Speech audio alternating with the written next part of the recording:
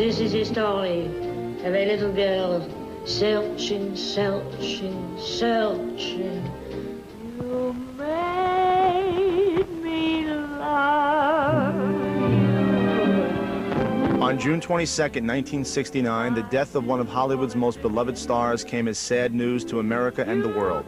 Judy Garland was only 47 years old when she was discovered dead of a drug overdose in a London apartment. Whatever happened to that wide-eyed, innocent girl, so filled with hope and joy and boundless enthusiasm? Well, I've hung on to every bit of rubbish there is to hang on to in life. And I've thrown all the good bits away. On this episode of Mysteries and Scandals, we'll explore how and why one of the brightest stars and most beloved singers, Judy Garland, self-destructed. You've deserted me. I said, Judy, please, never. Everybody deserts me. Everybody. Everybody was out to use her. Everybody was out to get something from her.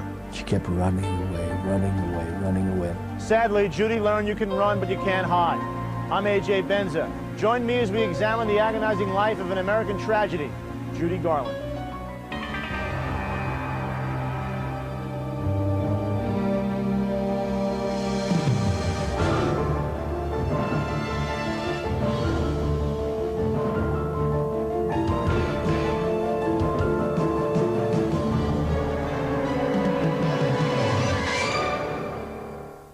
On June 27, 1969, the day of Judy Garland's funeral, the Upper East Side of Manhattan was shut down when thousands of mourners turned out to pay a final tribute. Judy had come a long way from her childhood in Grand Rapids, Minnesota. Judy Garland was born Frances Gumm on June 10, 1922.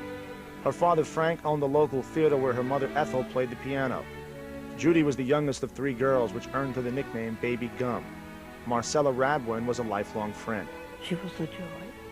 Everybody loved her, and by the time she was 2 years old, she was up on the stage with the two girls who would dance and sing. But the home life of Frank and Ethel Gumm wasn't happy. Frank was obviously bisexual, and he became enamored of a young boy and made love to him, of course. And there was nothing to do to save their face except to move, to get out of there. The Gumm family moved to Los Angeles, where Mother Ethel immediately began shopping Baby Gumm at the studios.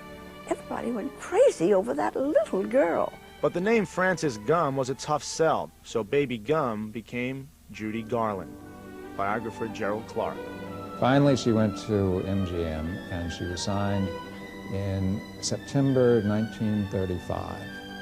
And the tragedy for her was that her father died about 6 weeks later, so he didn't see her become a star. Frank Gumm died of spinal meningitis at the age of 49.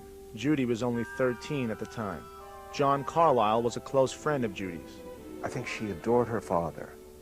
I don't think she ever got over it. Judy bravely stifled her grief and carried on, but the early years at MGM were difficult ones for the shy and insecure young girl from Minnesota.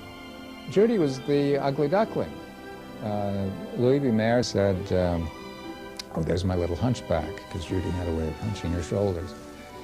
This was devastating for Judy. MGM thought of Judy as the girl next door, the girl who doesn't get the boy.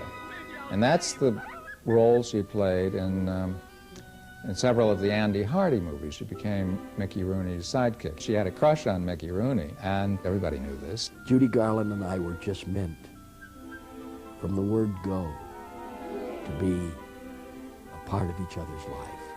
We couldn't have been closer had we been born from the same womb. Mickey and Judy made 10 films together, including the popular Andy Hardy series of the 1930s. Those movies showcased Judy's acting talents as well as her fantastic singing voice. So 16-year-old Judy was the logical choice for the role of a lifetime, Dorothy, in the 1939 MGM classic The Wizard of Oz. Jerry Marin, who played one of the Munchkins, remembers the first day of filming. Well, we started November 11th, 1938. We met Judy Garland. We got a big kick out of her, and she got a bigger kick out of us, you know, because don't forget, when you get up in the morning and take a look and see 125 midgets, say, what the hell is going on here, you know?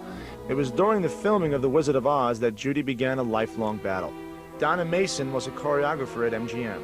She was worried about her weight, and so was the studio, and they used to press her down with like a corset because she was supposed to be 12. Louis B. Mayer himself told her she had to go on a diet, and he gave orders. So the folks at MGM came up with a terrific idea intended to solve her weight problem and boost her energy level. Get Judy hopped up on diet pills. In 1939, during the making of The Wizard of Oz, Judy's great tragedy happened. They gave her her first dose of Benzedrine. One of the ways you lose weight is by taking Benzedrine, speed, something to speed up the metabolism. Ethel said to me, you know, Metro has really upset this girl. She can't eat and she can't sleep, and she's on this Benzedrine stuff, and then at night she takes Seconal to go to sleep. But Judy did as she was told, and by the age of 16, she was well on her way to becoming drug dependent. Was it Judy's innocence and vulnerability that allowed Hollywood to exploit this talented young star? Or did Judy's own demons drive her to the brink of insanity and death again and again? Just ahead, how did America's most revered teenage actress find herself cast among Hollywood's walking wounded?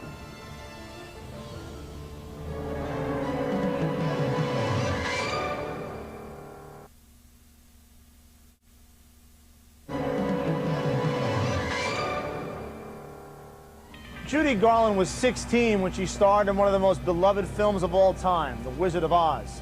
Ironically, Dorothy's whirlwind trip to Oz and Judy's tumultuous life in Hollywood was similar in more ways than one. Little Judy Garland was lost, frightened, and alone in a place that made a few flying monkeys look like a day at the petting zoo. Unfortunately, Judy's only escape was through alcohol and drugs.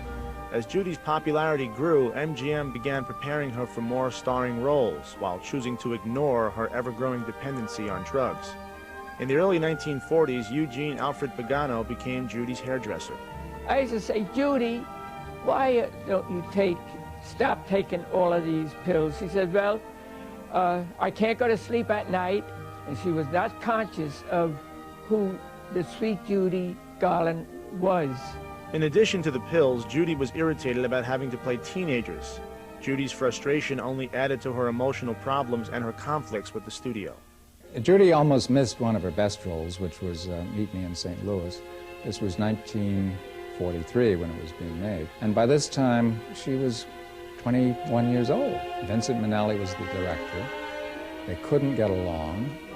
I feel like the ossified woman in the sideshow. It seems Vincent Minnelli had an odd preoccupation which annoyed Judy. He'd always be putting on his lipstick and his eyeshadow. He made Judy look absolutely gorgeous. It was the first time she had really looked beautiful in a movie. She fell in love with Vincent Minnelli.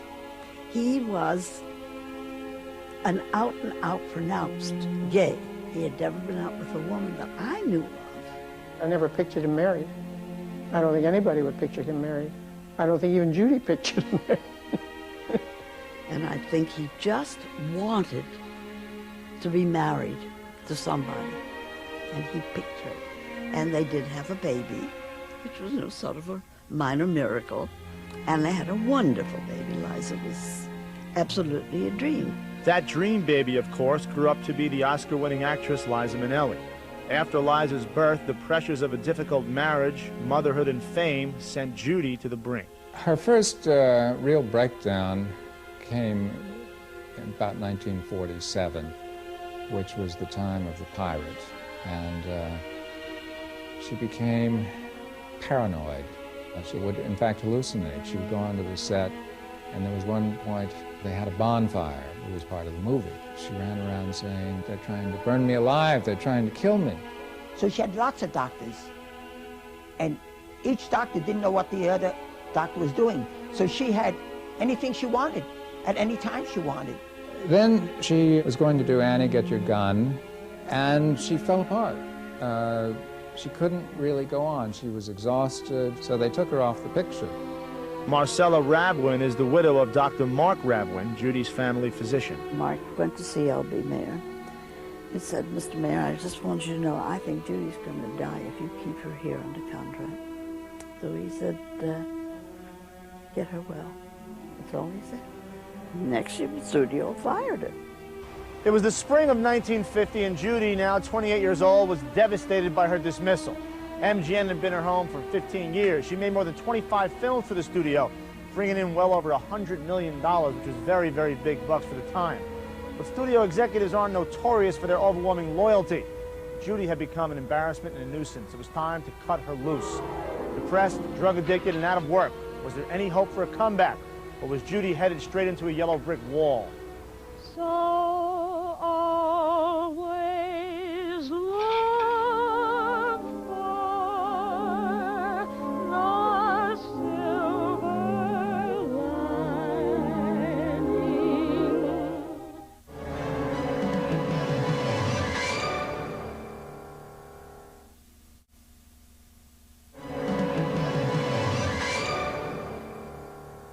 Christmas came early this year with Judy Garland. Judy and James and George Cukor and everybody else in this picture are going to take all of the Academy Awards that they have.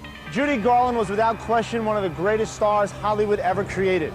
But Judy's talent and star power was sabotaged by her unbridled drug abuse. I'm A.J. Benza for Mysteries and Scandals. It was Judy's erratic and volatile behavior that finally got her fired from MGM in 1950, the place she called home for 15 years. That same year, 28-year-old Judy's marriage to Vincent Minnelli disintegrated. They divorced but remained close friends. Minnelli was with Judy the night she finally snapped. She broke a glass, apparently, and took it against her throat.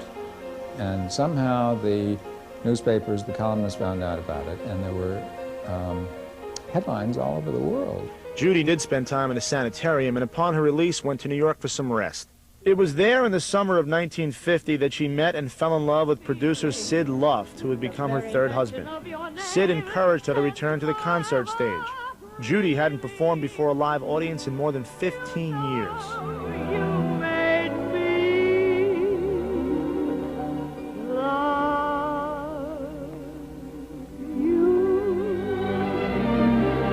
Actor Jack Klugman fondly remembers Judy's energy on the stage.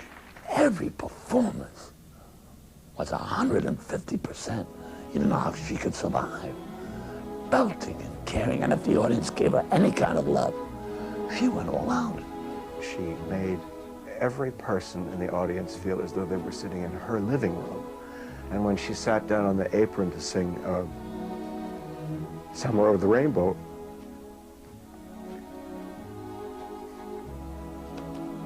there's never been anything like it, ever. Judy's 1951 world tour was a phenomenal success. In 1952, just 2 days before Judy's 30th birthday, she married her producer, Sid Luft. A year later, daughter Lorna was born. Former president of Capitol Records, Alan Livingston.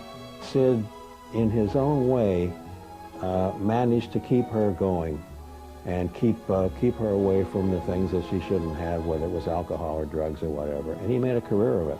Comedian Alan King often opened for Judy. Sidney was great for her. As difficult as the marriage was, he knew how to get Judy to work. Suddenly she was hot again, and Warner Brothers took her up for the movie A Star is Born. And that was to be her great comeback movie. The critics raved at early screenings, but because the movie ran over 3 hours, theater owners complained. So Warner Brothers recut the film a week before its release. What remained was a mangled piece of work. A Star is Born died at the box office. The 32-year-old Judy, however, was still considered a shoo-in for the 1955 Academy Award. On Oscar night, Judy was in a hospital having just given birth to her third child, Joey. What they did is they had a crane and a platform outside the hospital window. And that when they announced, and the winner is Judy Garland, they just shoot to the outside of the hospital. And I remember vividly, brought the envelope, and the winner is Grace Kelly for Country Girl. And America, everybody in America went, oh, because everybody I know was rooting for Judy. Within 10 seconds, just like that, the cameramen had gone, the microphones had gone, and she was left all by herself. In fact, the cameraman seemed kind of annoyed that she had lost. After the failure of A Star is Born, Judy was depressed and she was taking more pills than ever. This, of course, was a recipe for disaster. I went into the kitchen. There wasn't even a can of Campbell's soup. There was nothing. Now, that's how bad she was, that she couldn't even know that her children needed something to put in their tummies. She was unaware. The drugs would swipe her out. She was a total contradiction. She was the most loving mother. She worshipped those kids. This is a woman that was capable of, as I said, highs and lows, and, not cruel, but outrageous behavior. Clearly, family life was difficult, and Sid was spending more and more time away trying to resuscitate Judy's career. He was just trying too hard and being less of a husband, I guess, more of an agent. In 1960, Judy and Sid legally separated, but Sid continued to find bookings for his estranged wife. Judy needed to work. She had squandered her fortune and was now being harassed by the IRS for back taxes. By the end of 1965, 43-year-old Judy had been through 4 husbands. She was broke, exhausted, and completely drug-dependent. Judy again became suicidal. Dr. Mark Rabwin was often called to the rescue. Usually it was Liza would call and say, "Mark, come quick, Mommy's done it again." And she'd have her wrist all sewed up, or she'd have her throat sewed up. And she just did this habitually. It's estimated that Judy attempted suicide more than 30 times. Was there any hope left after so many years of torment? Could Judy make yet another comeback, or had she lost her way for good? Straight ahead, what would the final crushing blow be that would send Judy Garland not over the rainbow, but over the edge?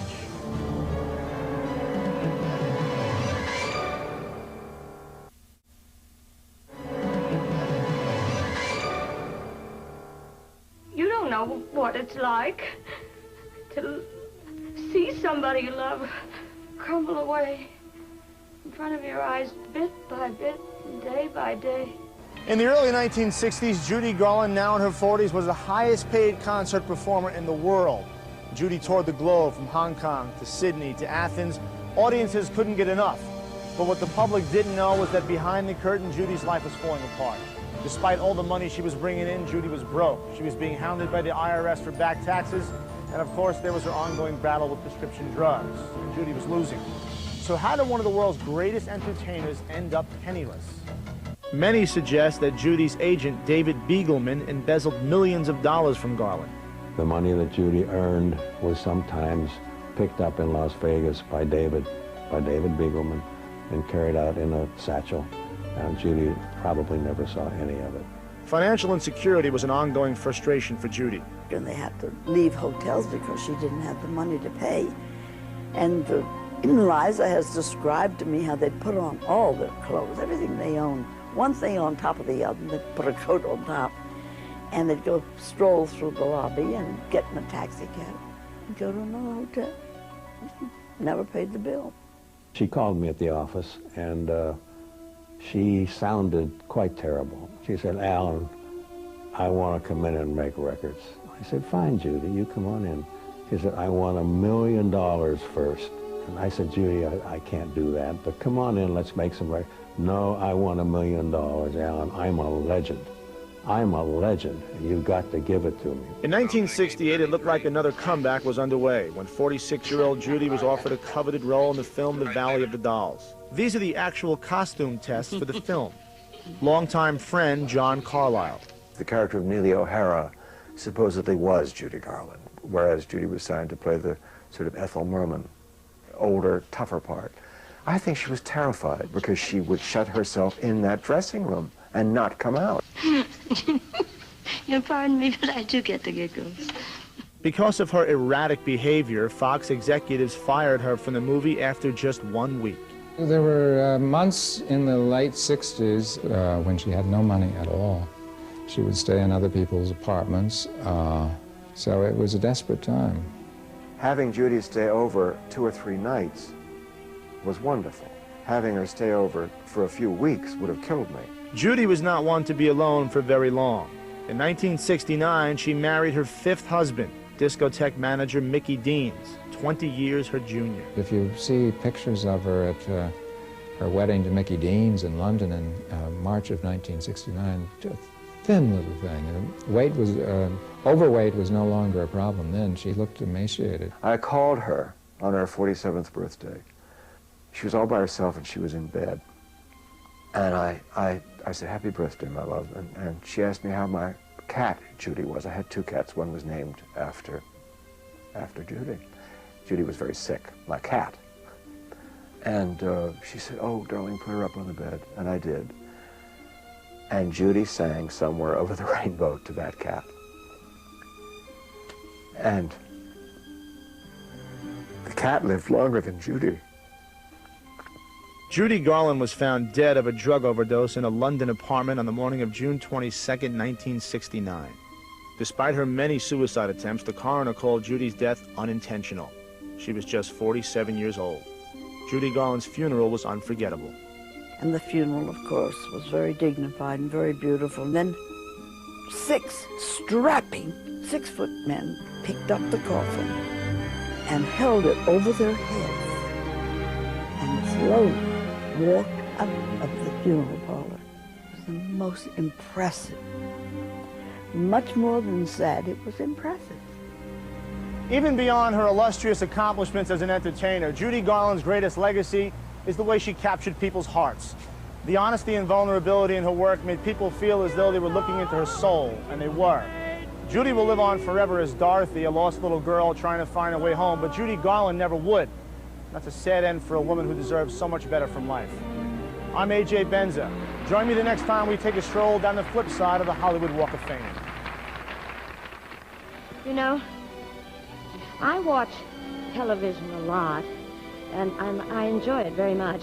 But I always have the weird feeling that the people up there who are singing and smiling can see me actually sitting in my living room. But that's not true, because I can't see anybody. It's not important, though, because I can feel you're there.